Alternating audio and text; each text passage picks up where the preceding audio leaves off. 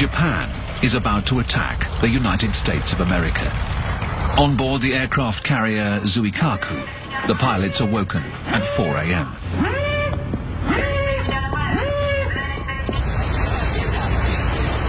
Captain Mitsuo Fuchida gathers them together for the traditional sake toast to the emperor.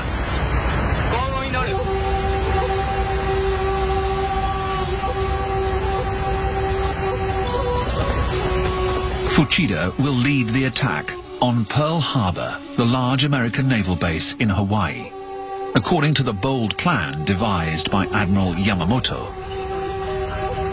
Yamamoto wants to deal a decisive blow and eliminate this obstacle to Japan's conquest of the Pacific.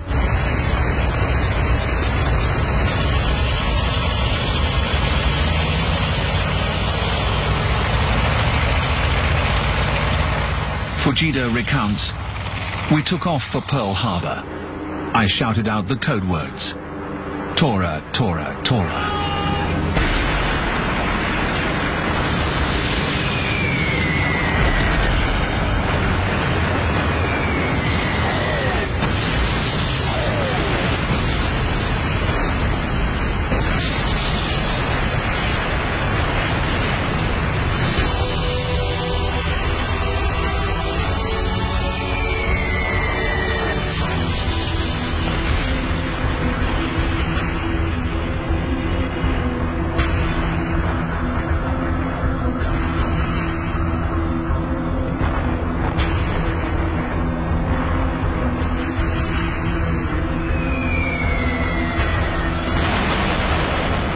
The attack comes as a total surprise.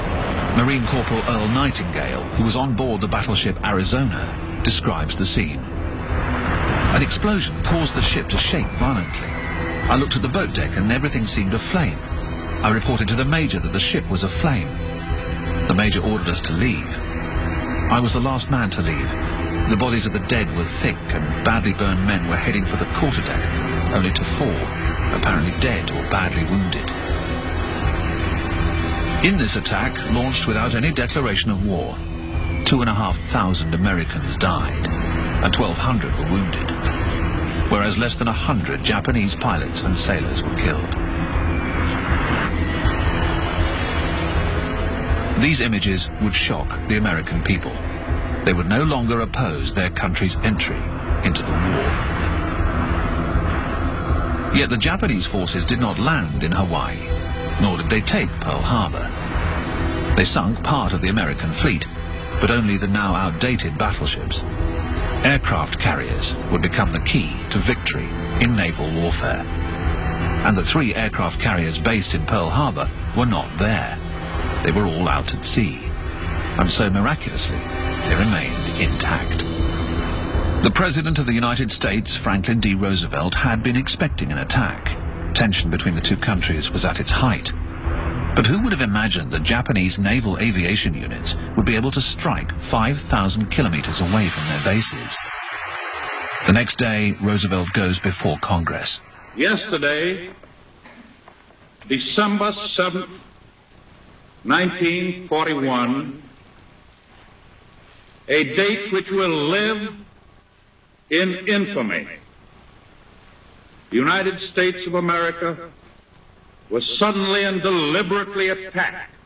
No matter how long it may take us to overcome this premeditated invasion, the American people in their righteous might will win through to absolute victory. It is indeed an invasion. On the same day, the Japanese attack the British colony of Hong Kong. Then they bomb the American air bases in the Philippines and land on the Bataan Peninsula.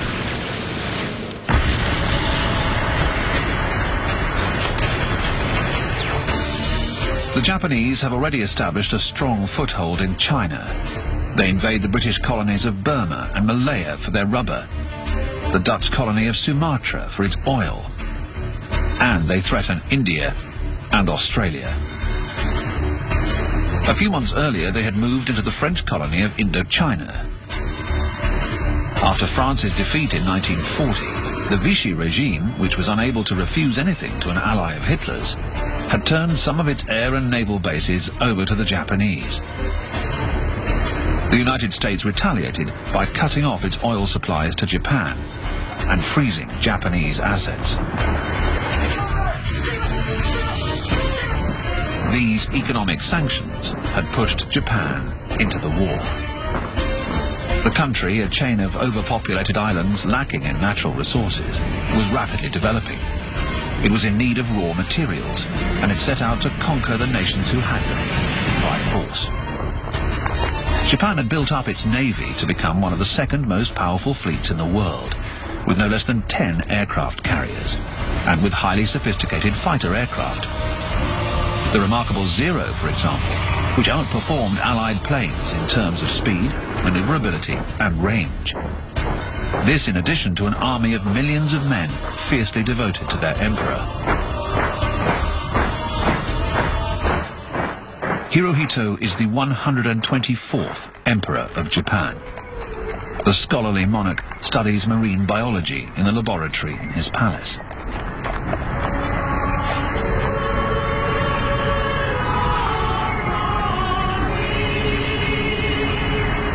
He is a living god.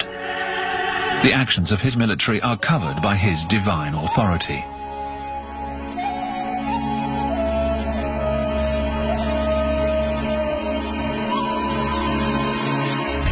In China, the imperial army had carried out unbelievable massacres, such as in Nanking in 1937, where 300,000 Chinese were slaughtered before the Japanese could proudly parade through the Forbidden City in Beijing.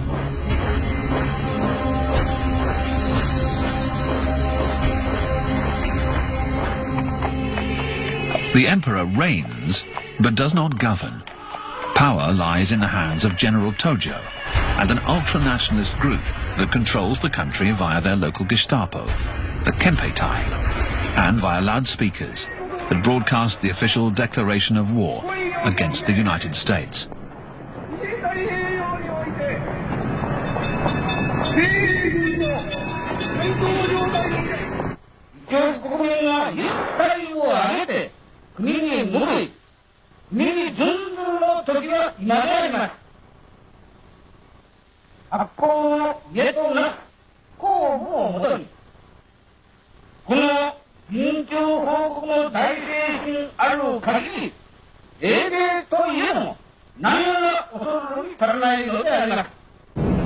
These Japanese pilots who took off from Indochina at breakfast time do not fear the British. They are looking for 2 British battleships that have come to protect Singapore, the venerable Repulse and one of the most modern combat ships of the time, the Prince of Wales, the pride of the Royal Navy. They are both sunk by the Japanese in less than an hour. A fateful date, the end of Great Britain's dominion over the seas.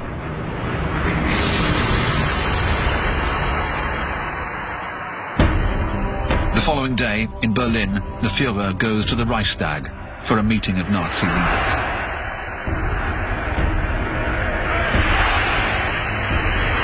For 4 critical days, since Pearl Harbor and Japan's entry into the war against the United States, Hitler has been waiting in vain for Roosevelt to declare war on Germany. If Hitler sides with Japan, perhaps Tokyo will support him in Russia. The German generals, however, are far from enthusiastic. Ribbentrop, the foreign minister, has tried to dissuade Hitler. But Hitler declares war on the United States.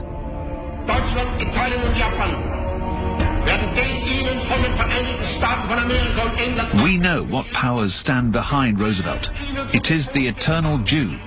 I am grateful to the German people for designating me to lead this historic struggle that will determine the history of the world for the next 10 centuries to come.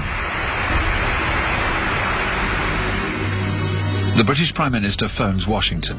Roosevelt says we're all in the same boat now. This is the moment Churchill's been waiting for the last 2 years. Roosevelt had wanted to show his electorate that he'd done everything he could to keep the peace. The war has now become a world war, and Churchill now feels stronger. What kind of a people do they think we are? Is it possible they do not realize that we shall never cease to persevere against them until they have been taught a lesson which they and the world will never forget? Churchill severely underestimates the enemy. Hong Kong falls to Japan in just 17 days.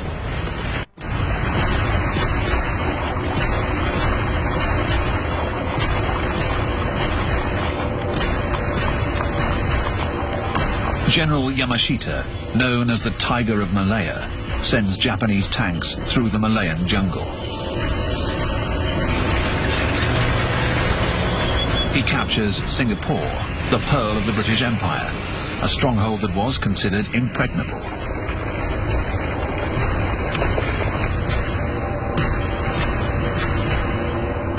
Yamashita makes hundreds of prisoners line up in perfect order for an impressive and humiliating review.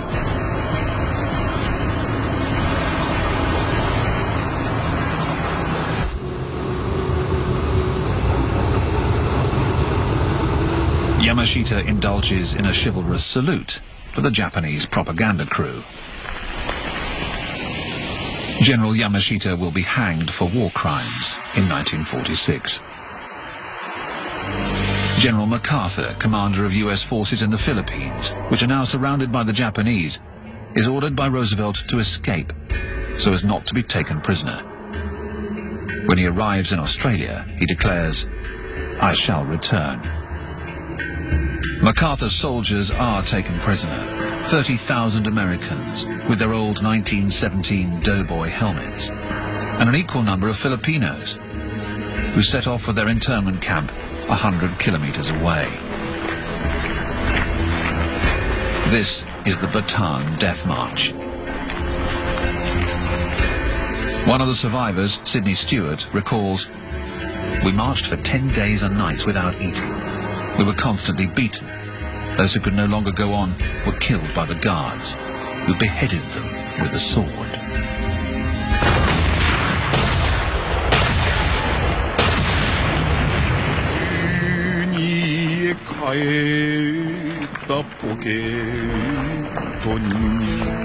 In just 5 months, Japan has destroyed the Allied forces in the Far East and conquered half of the Pacific. Tenuhukai Banzai. Long live the Emperor. A huge banzai resounds throughout the empire to celebrate Japan's version of the Lightning War. It reaches General Tojo and the Emperor, who deigns to make an appearance in public with his family.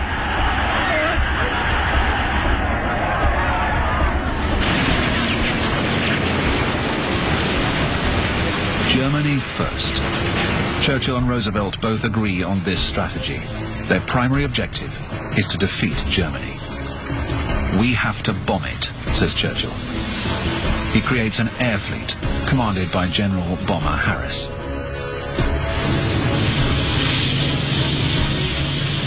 Harris believes he can win the war with his powerful 4-engined Halifaxes and Lancasters. This strategy is criticized as being costly in terms of men and equipment, but it does begin to take its toll on German cities. On the 8th of March 1942, Essen is bombed, a way for Churchill to help Stalin. The city produces weapons used by the German forces in Russia. The Germans begin to measure the consequences of Hitler's policies. The Nazi regime descends into murderous insanity.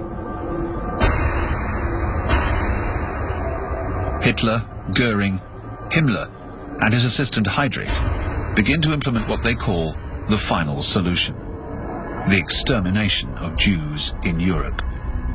It is further endorsed at the Wannsee Conference near Berlin in January 1942. That is why Heydrich has come to Paris, to organize the rounding up of Jews in France. Their one-way trip to the gas chambers in Auschwitz.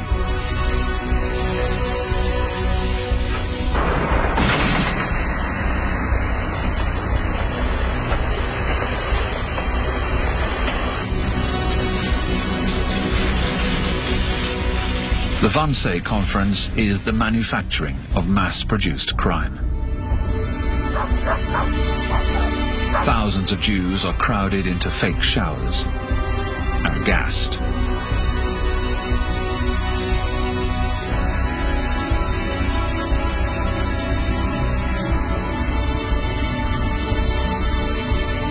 After the Holocaust by bullets in Russia, the genocide intensifies.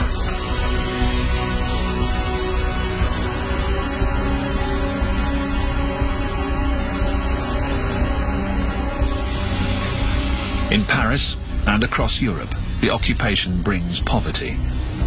Everything is rationed. Everything the occupied countries produce goes to feed the German army. The children's fathers are prisoners in Germany. Stalag camps for enlisted men and Oflag camps for the officers.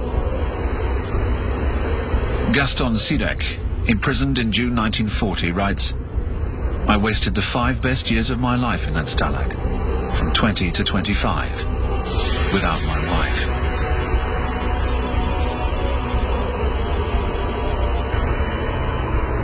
In the Oflags, the officers are treated better.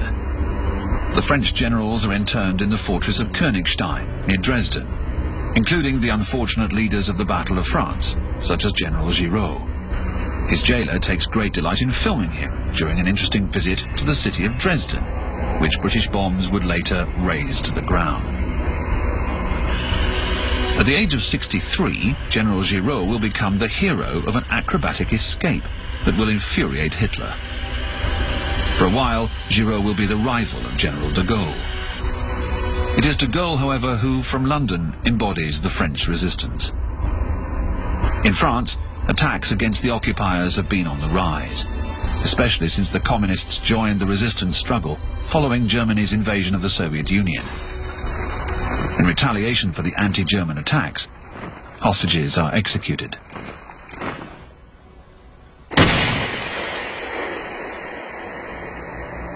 De Gaulle now has a small army fighting alongside the British in Africa, called the Free French Forces.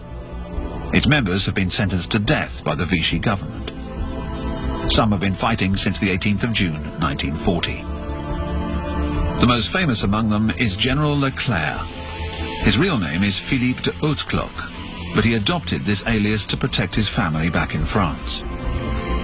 After being promoted to general by de Gaulle, he fashioned a képi for himself, with 2 stars taken from an Italian after the victorious battle in Kufra in Libya.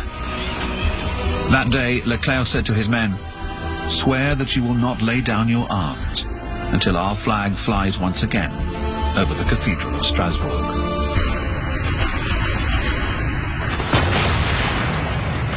For 15 days, at Bir Hakeim in the Libyan desert, other Free French forces repel the German offensive, launched by Rommel, the Desert Fox, and his Afrika Korps.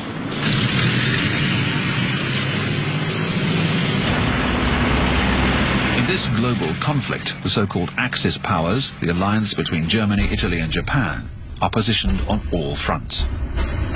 The Afrika Korps is just outside Egypt. The Wehrmacht occupies 1/3 of Russia. The Imperial Navy of Japan controls the Pacific. And Germany's submarines are wreaking havoc in the Atlantic. The U-boat is arguably Germany's most dangerous weapon. In the first few months of 1942, these submarines have sunk 4 million tons of Allied ships. Oil tankers, freighters loaded with arms and planes on their way with fresh supplies to an asphyxiated Great Britain. Even though the United States has joined the conflict, the war seems to be lost. The world is on the brink of destruction.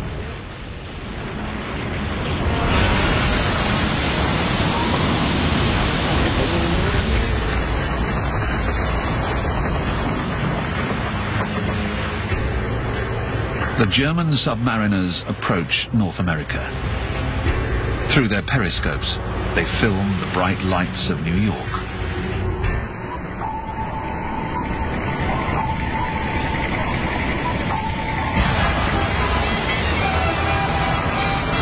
We have information information that a squadron of planes is headed toward Long Island. The American newspapers and radios warn the public of possible German air raids. In reality, however, planes do not yet have such a long range of action from Europe. Still, the population is told to black out their lights. It is in fact the West Coast, where the idea of a Japanese attack seems more plausible, that is overtaken by hysteria.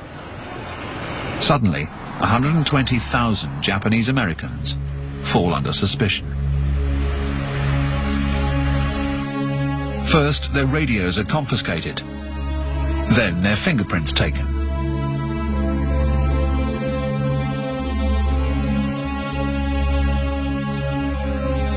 The government posts orders that introduce emergency measures. Roosevelt declares it is a military necessity. These Americans of Japanese ancestry have lived for generations in California, where they contribute to the agriculture and economy of the state. Most of them are US citizens. They are given 48 hours to vacate their shops and their houses. They are then evacuated in groups to relocation centers far out in the deserts of Utah or up in the snows of Colorado, centers euphemistically called internment camps. A disgraceful spectacle for the United States.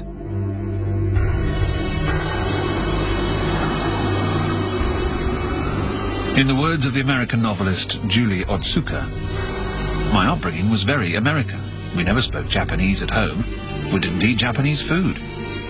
And then my grandfather was arrested by the FBI as a suspected spy for Japan, along with my grandmother, my uncle and my mother. My family has always been very discreet about what happened. But nothing diminishes their loyalty to America. 6,000 will serve as translators in the Pacific. Nearly 20,000 will sign up to combat the Germans in Europe. The rest will be freed at the end of the war. In 1942, America rallies around its flag. Millions of men enlist, while 6 million women go to work to replace them in the armament factories.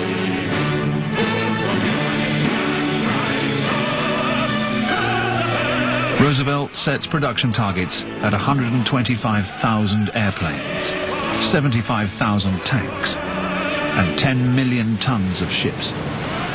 This is the victory program. But victory is uncertain and very far off. American opinion is flagging, and an exploit is needed to shore it up. A daring plan is devised. An aircraft carrier, the USS Hornet, will attempt to get as close to Japan as possible with a squad of 16 B-25 bombers. This is the first time that such large planes will be taking off from the compact deck of a carrier in battle.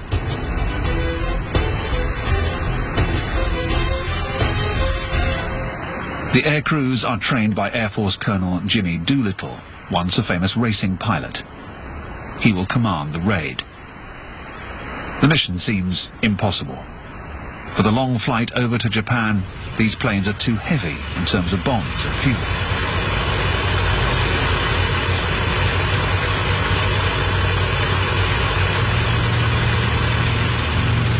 But they succeed in taking off.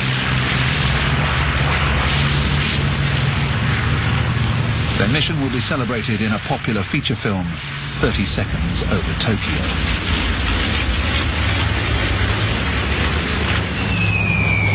They drop 16 tons of bombs and cause only minor damage. But it is a huge slap in the face for the empire of the rising sun. 8 raiders went down in Japanese territory, and vengeance was fierce. Tried for war crimes, 3 were sentenced to death, and 5 received life in prison.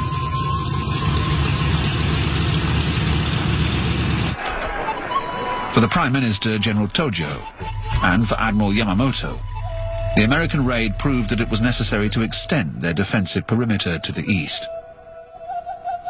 Their plan is to take Midway, an American military base in the middle of the Pacific. and then capture Pearl Harbor, as they should have done 6 months earlier. What the Japanese do not know is that the Americans have successfully broken their secret military code and are therefore aware of the plan. As a result, the US Commander-in-Chief, Admiral Chester Nimitz, prepares to defend Midway. He has fewer aircraft carriers than Yamamoto, but he brings them all over to set up an ambush.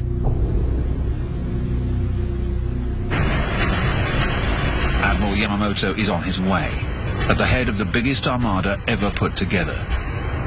200 battleships, and above all, an exceptional fleet of 8 aircraft carriers, transporting nearly 600 planes.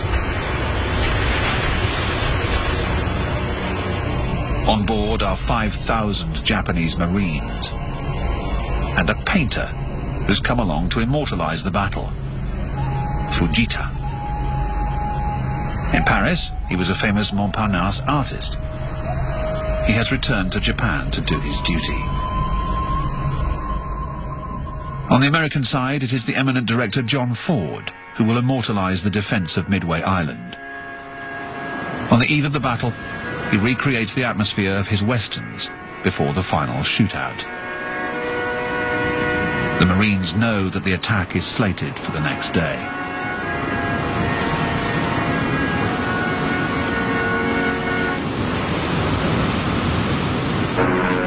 In the morning, Ford films the first Japanese attack, which devastates the American base.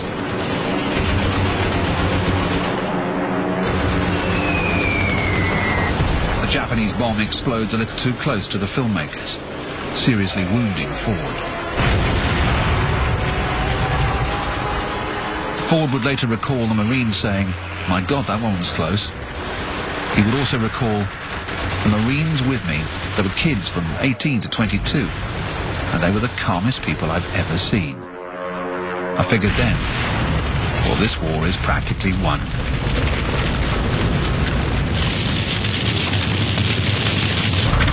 The pilots on board the US aircraft carriers are no older. They are barely out of college. They pose for John Ford's cameramen and then take off to attack the Japanese fleet.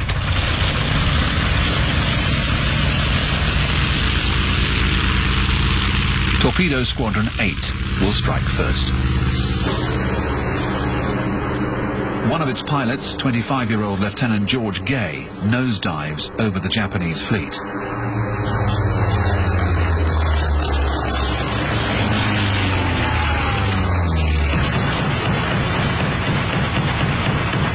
The anti-aircraft guns on the Japanese aircraft carriers shoot down the American planes, one after the other.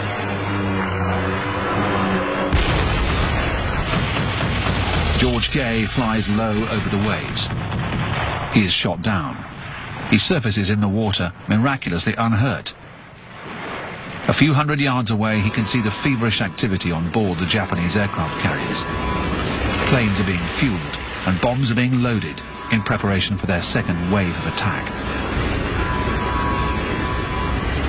At that very moment, another squadron of US bombers flies over the Japanese ships. An incredible stroke of luck. They sink 4 Japanese aircraft carriers. George Gay, still in the water, recalls, "I found myself in the middle of the Japanese wrecks and the sharks. I saw the Japanese planes coming back from their first attack on Midway. They were looking for their aircraft carriers, the ones we had just sunk. So I saw the Japanese pilots, who had by now run out of fuel, landing in the water."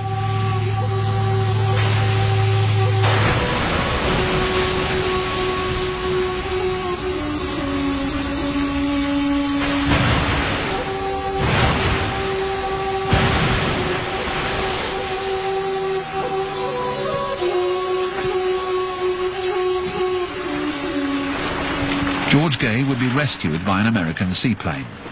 He would go on to become an airline pilot. The US aircraft carrier Yorktown has been damaged by the Japanese. It tends to its wounds, counts the number of casualties, and attempts to return to its base. But the next day, it is torpedoed by the Japanese submarine I-168.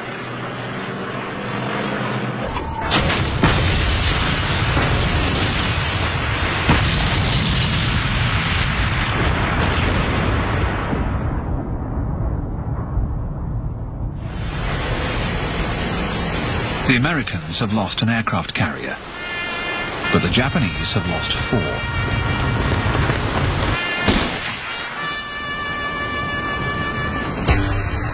This is the first Japanese defeat, and it boosts the Allies' morale. It restores their confidence. But it doesn't seem to have weakened Japan. Thwarted at Midway, in the middle of the Pacific, it continues to advance south towards Australia. Darwin, the northernmost city in Australia, already bombed by the Japanese, is now preparing for an invasion, the country's first war.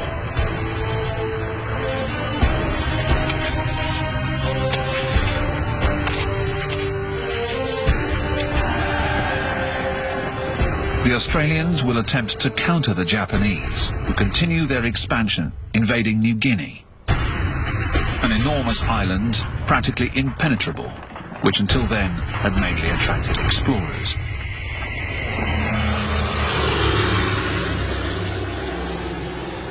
The Papuans will end up providing precious assistance to the Australians, who will fight a desperate war in New Guinea against the mosquitoes, the red ants,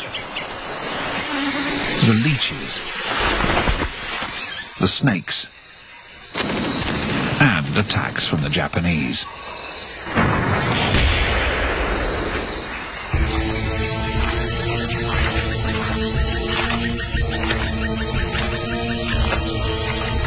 But it is the island of Guadalcanal that now concerns the Americans. One of their reconnaissance planes has revealed that the Japanese are building an airfield on the island, another threat to Australia.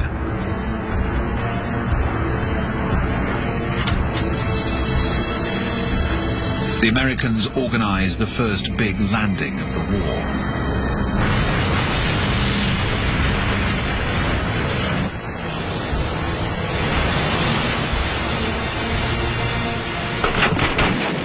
Initially, on the beach, the Marines do not encounter any resistance and head into the jungle.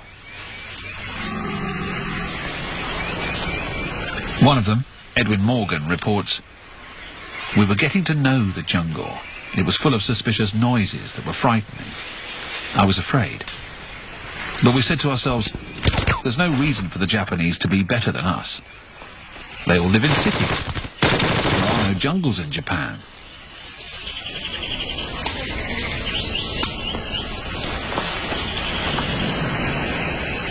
The Marines are professionals, and the Japanese are diehards.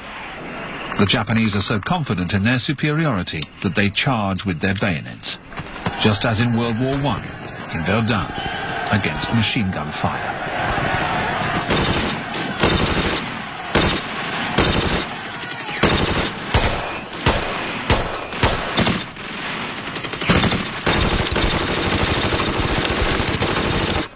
With the same result as in Verdun, a bloodbath.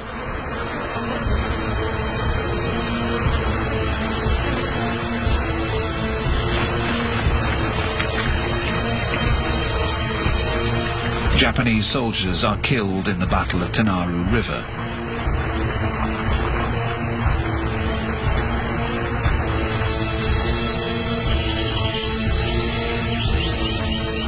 After that, the Marines are able to capture the airfield. They secure it and enlarge the runway for the first planes of the airborne Marines, called the Black Sheep Squadron.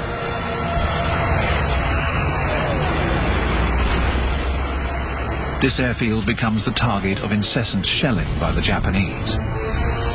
At night, their cruisers glide up and down the coast and pound the bases with such regularity that the Marines call it the Tokyo Express. A naval battle is engaged to prevent reinforcements from landing. A Japanese elite regiment gets through. These Japanese Marines are fearsome warriors. but they go off to war without any defense against tropical diseases. Malaria will kill many of them. Others will sacrifice themselves in keeping with the Bushido tradition.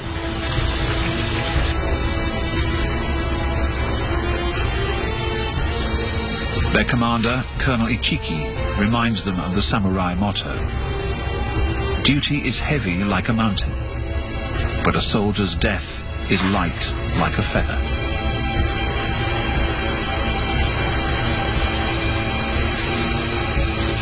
The battle for Guadalcanal is only just beginning. The fighting will last 6 months. A war of attrition. The US Marines feel that they are trapped in what they call a green hell. They too are ill. Their wounds become infected. But this is only just the beginning of their ordeal.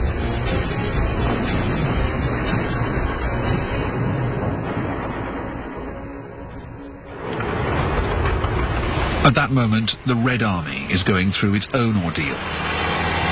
The Russians call it the Black Summer of 1942. The Germans have resumed their march eastwards and are taking prisoners again. Less than the previous year, however, because most of the time the Soviets have already taken off and left nothing but scorched earth behind them.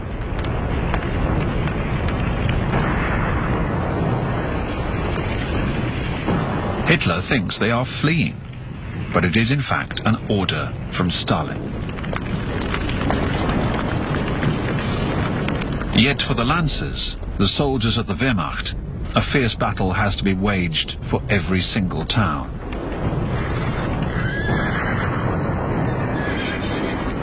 Major Hoch of the 18th Infantry Regiment writes, "The new recruits are not used to this kind of fighting. They soon get depressed, go crazy, and are struck down. On the 8th of August we lost 35 young men like this, out of the 50 who were killed in the 6th Company."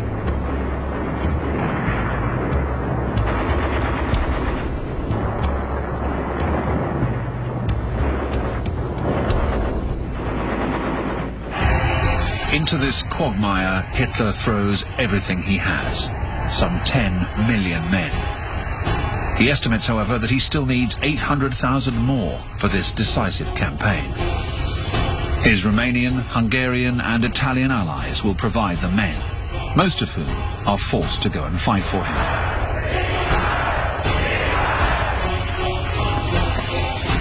Of the Italians forced into war by Mussolini's megalomania, 300,000 would be killed.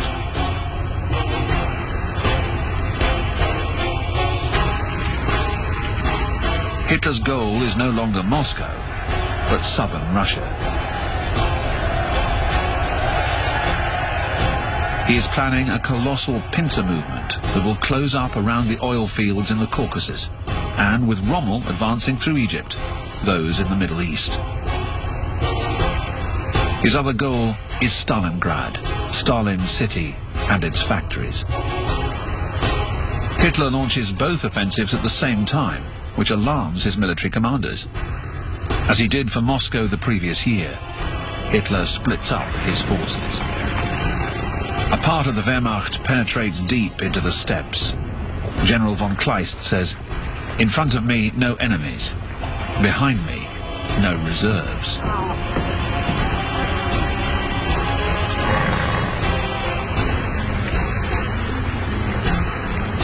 They reach the Caucasus Mountains.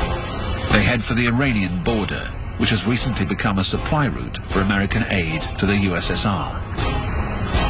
They will never reach it. In the meantime, the rest of the German forces, the 6th Army led by General Paulus, is marching towards Stalingrad.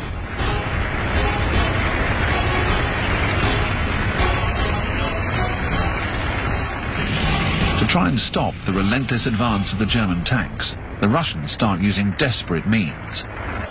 Dogs. Up until now, the skins of these dogs were used to make boots.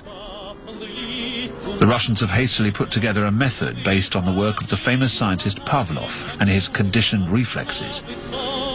The dogs are starved and trained to seek their food under a tracked vehicle. They are strapped with remote-controlled explosives and freed at the last minute when a German tank comes into view.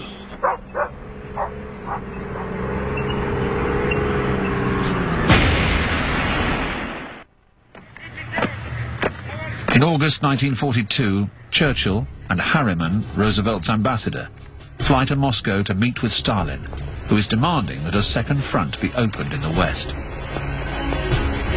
Churchill makes his famous V for victory sign, but he has no other choice but to admit to Stalin that the Allies cannot help him against the Germans on the Eastern Front. Harriman promises aid and equipment, but Stalin is furious. He knows he will have to fight Hitler alone. He assigns the defense of Stalingrad to one of his most ruthless henchmen, the Ukrainian Nikita Khrushchev, who had been responsible for several of Stalin's massacres before the war. Khrushchev conveys Stalin's order not to retreat. But he is unable to stop the German advance from arriving on the outskirts of Stalingrad.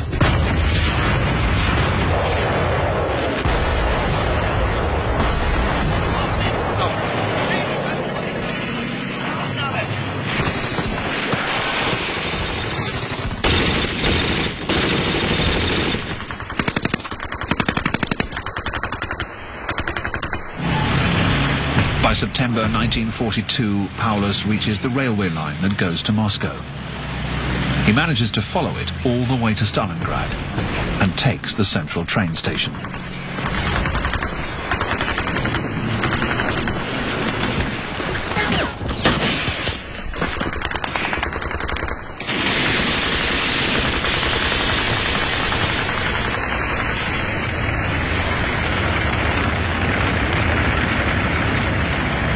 The Stukas prepare to destroy the city that is the pride of the Soviet Union, the greatest industrial city in the communist world, built to cater to the workers with its garden estates and its Red October and barricades factories. The German bombs kill thousands of civilians.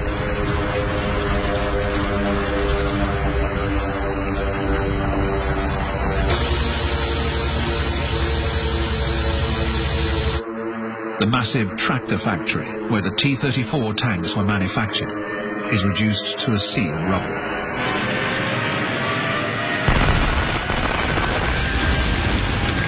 Yet these ruins become blockhouses and fortresses that the Germans have to capture in hand-to-hand combat. They suffer heavy casualties, which are, however, nothing compared to the Russian losses.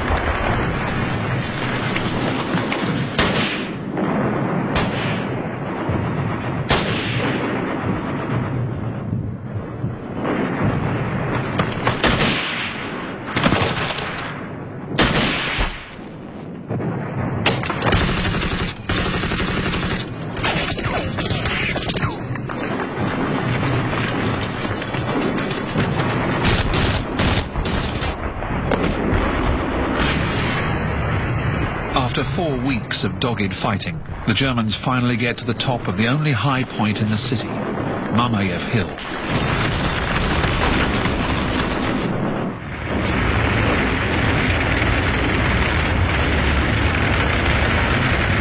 From there, they can control all of Stalingrad.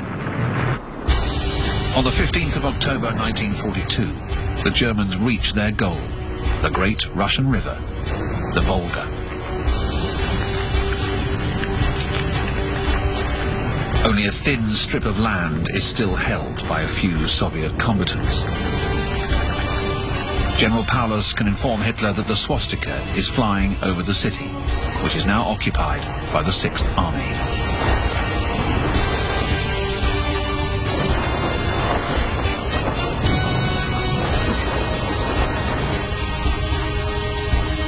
Hitler is delighted.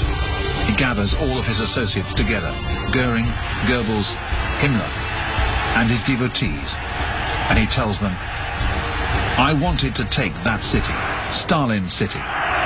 It's finally ours. Boats can no longer sail up the Volga. That's what is most important." Die Zeit spielt dabei keine Rolle. Es kommt kein Schiff mehr die Wolga hoch. Das ist das Entscheidende.